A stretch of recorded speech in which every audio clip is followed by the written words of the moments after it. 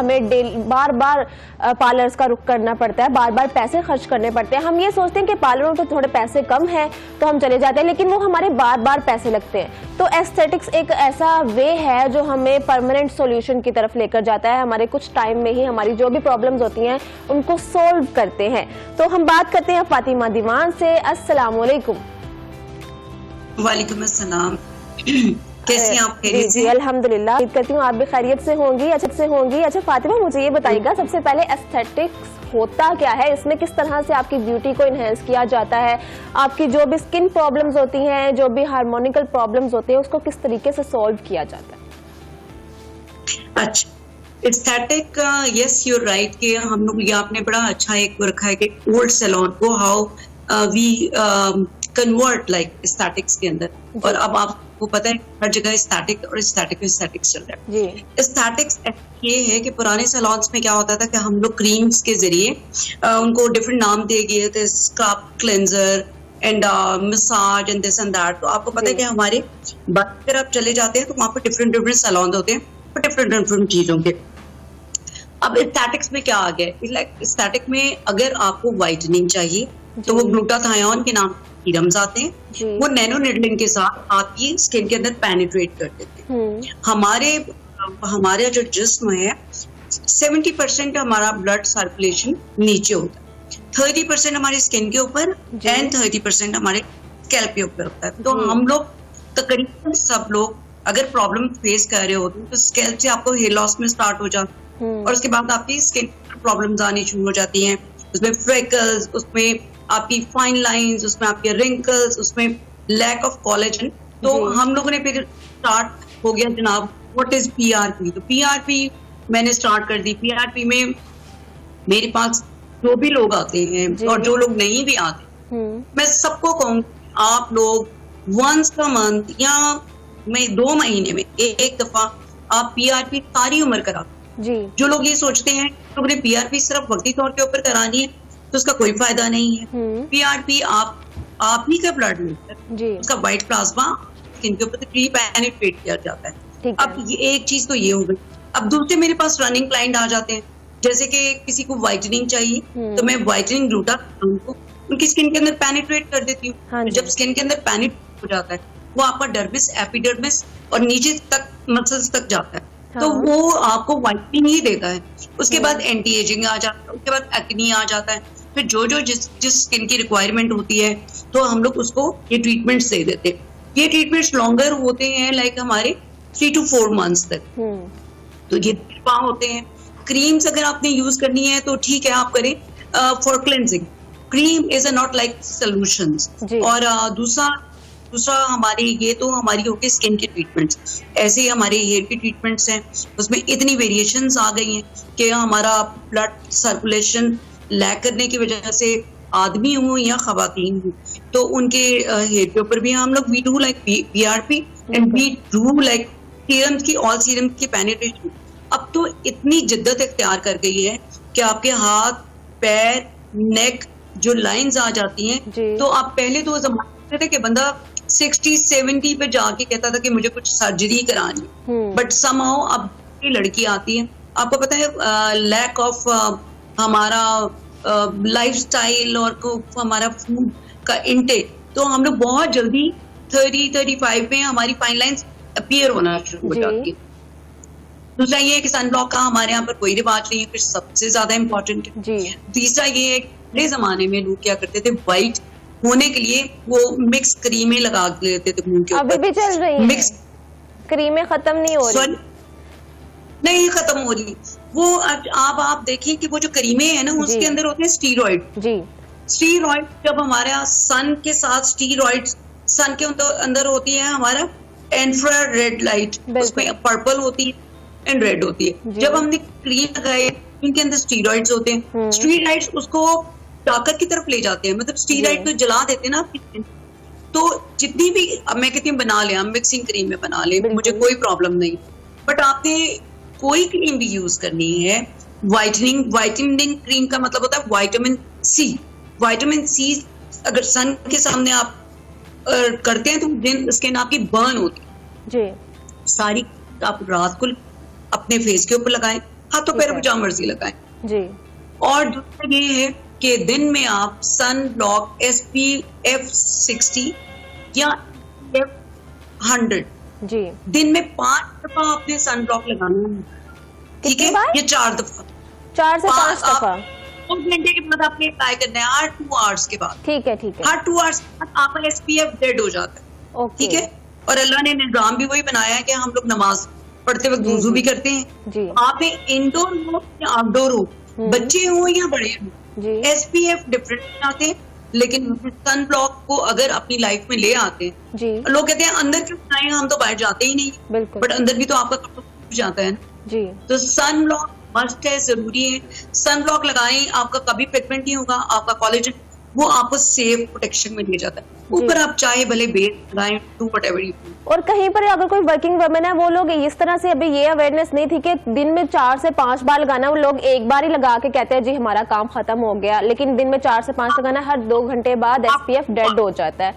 जी dead हो जाता है, फुल डेड हो जाता है आफ्टर 2 आवर्स। तो वो हमें ना अपने बैग में कैरी कर लेना चाहिए खवातीन के लिए। यहाँ पर वो नोट कर लें कि जो भी अगर वो सनब्लॉक यूज करती है, वैसे तो सनब्लॉक लोग यूज करते ही बहुत कम है, दिन में भी क्रीमें लगा के बाहर निकल जाते हैं, लेकिन सनब्लॉक यूज करना है, सनब्लॉक और बैग में रखना है। अगर आपको कहीं पर ज्यादा वक्त दरकार है तो फिर आपने हर 2 घंटे बाद उसको यूज करने लेना, खासतौर पर मुंह के ऊपर, नेक के ऊपर और हाथों के ऊपर, जो आपका बॉडी एरिया नजर आ रहा है, जो जिस पर डायरेक्ट सन की रोशनी पड़ रही है, वहां पर आपने वो यूज कर लेना। अच्छा मुझे ये बताइएगा फातिमा कि जैसे आपने कहा व्हाइटनिंग इंजेक्शंस, तो लोग डरते हैं इसका, व्हाइटनिंग का ना इंजेक्शंस का बहुत ज्यादा एक आया था पिछले दिनों में कि ये हार्मोन्स पर डायरेक्ट अटैक करता है, और बाद में जो कवारे लोग होते हैं अगर वो ये इंजेक्शंस ले लेते हैं तो फिर बाद में उनको बहुत ज़्यादा मसाइल होते हैं बच्चे के टाइम, तो जब शादी के बाद उनको बहुत सारे मसाइल का सामना करना पड़ता है। तो इज इट ट्रू?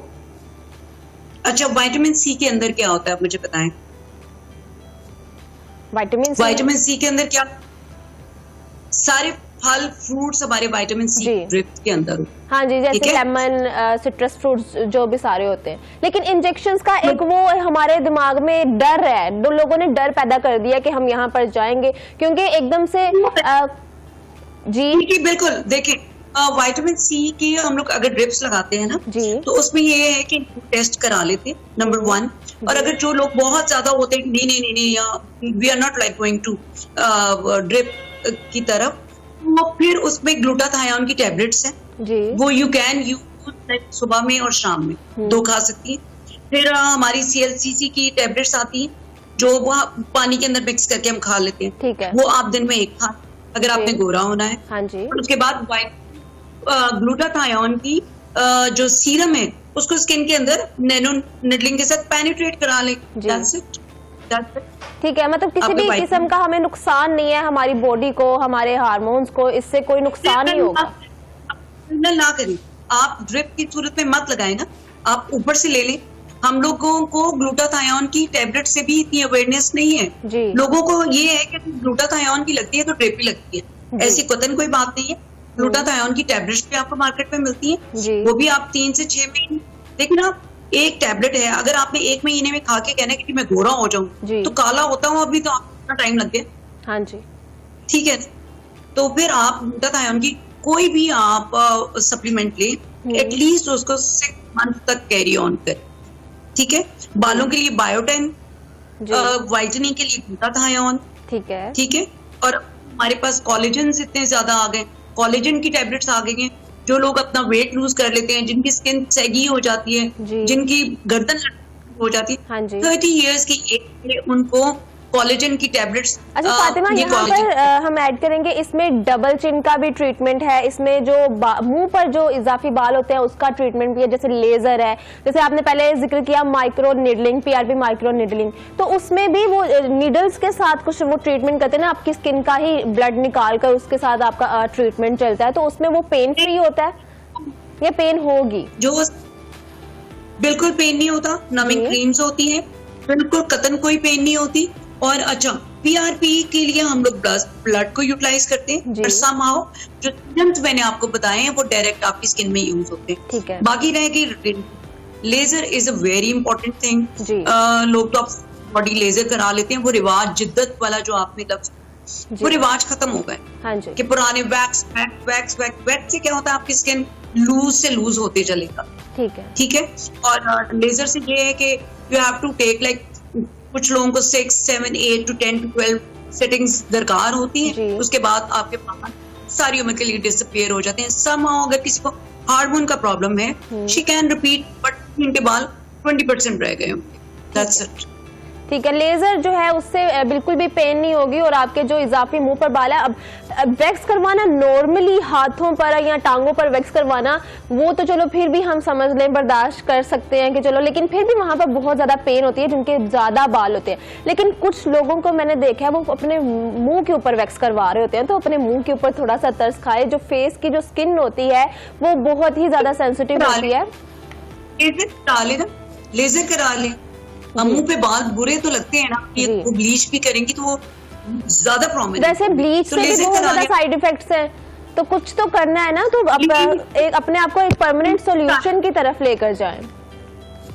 ब्लीच के तो इतने साइड इफेक्ट्स हैं कि you can't even imagine, but somehow क्योंकि हमारी रूटीन में आ गए and people they need bleach, तो उसके लिए भी हमारे पास केमिकल पील्स आ गए हुए कि हम लोग केमिकल पील्स के साथ, सॉफ्ट केमिकल पील के साथ उनको एक वाइटनिंग टच दे देते हैं। ठीक है। अच्छा, आपने लेजर का कहा कि जिनके फेस पे बाल हैं वो लोग मैक्सिमम 10 to 12 सिटिंग करें। अगर किसी को हार्मोन्स का मसला नहीं है तो फिर इतनी देर में उनके बाल खत्म हो जाएंगे। तो 10 to 12 सिटिंग जो है वो हमें कितना टाइम लगेगा उन सिटिंग में, मतलब कितना गैप होगा, और फिर हम कितनी देर में हमारे जो परमानेंट बाल जो है वो खत्म हो जाएंगे? ऑल डिपेंड ऑन आपका हार्मोन लेवल किस क्राइटेरिया का है।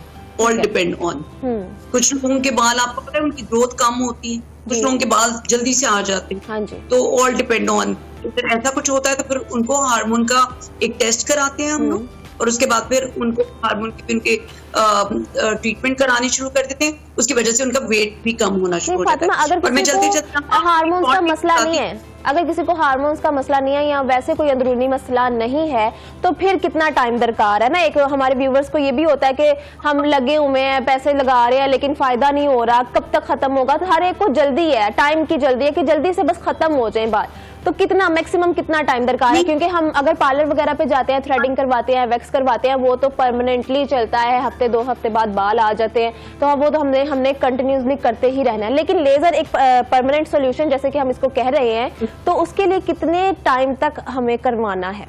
बिल्कुल नहीं कराना। और लेटेस्ट जदीद में एक और चीज आ गई है कि लोग जिम्स में जाते हैं और फिर पुट ऑफ हो जाते हैं, और समहाउ तो आप बिल्कुल लेटेस्ट चीज में स्लिमिंग ड्रिप्स आ गई हैं जिनका कोई साइड इफेक्ट नहीं है। आप स्लिमिंग ड्रिप लगाएं, और अगर आप सपोज कहते हैं, बंदियां कहती हैं कि मेरे थाइस बड़े लग रहे हैं या मेरा फैट निकल आया, मेरा टम्मी से निकल आया है, मैं क्या करूं, how can I control my fat? तो हम लोग को उसी जगह के ऊपर इंजेक्ट करते हैं, और वो भी बहुत सेफर है, सिर्फ आपके कोलेजन बर्न करते हैं। तो हम लोग आपके प्रोपोर्शनली भी आपका कोलेजन बर्न कर देते हैं, वो बाय यूरिन आपका डिसॉल्व हो जाता है। और उसके अलावा स्लिमिंग ड्रिप्स लगती हैं वंस अ वीक। 6 ड्रिप्स का उनका कोर्स होता है, तो आप कराएं और आप उसको 2-3 रिपीट करते जाएं।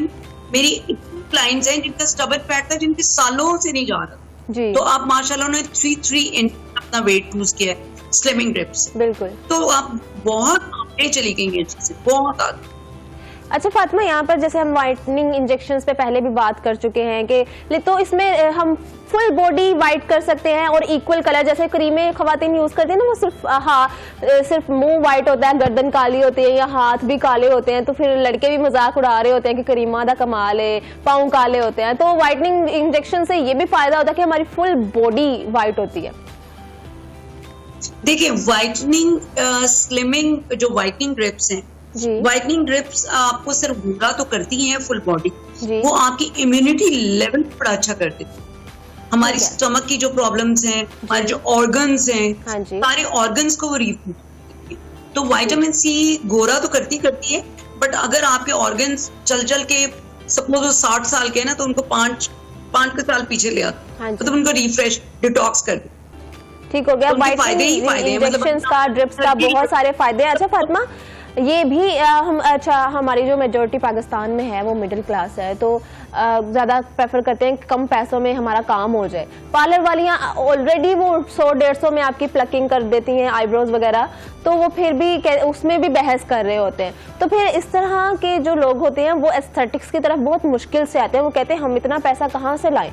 तो वो उनको थोड़ा सा आप क्या टिप्स देना चाहेंगी या क्या मैसेज देना चाहेंगी कि जो हम वहाँ पर डेली के पैसे लगा रहे हैं, यहाँ पर एक ही बार पैसे में मतलब थोड़े पैसे ज़्यादा खर्च कर लेंगे तो हमारा परमानेंट सोल्यूशन हो जाएगा और हमारी ज़िंदगी आसान हो जाएगी, हमें पेन फ्री ट्रीटमेंट मिलेंगे?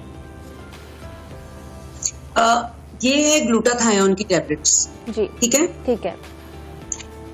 उनके लिए ये है कि अगर वो ड्रिप से पोर्ट नहीं कर सकते तो वो टैबलेट्स खा ले, ठीक है।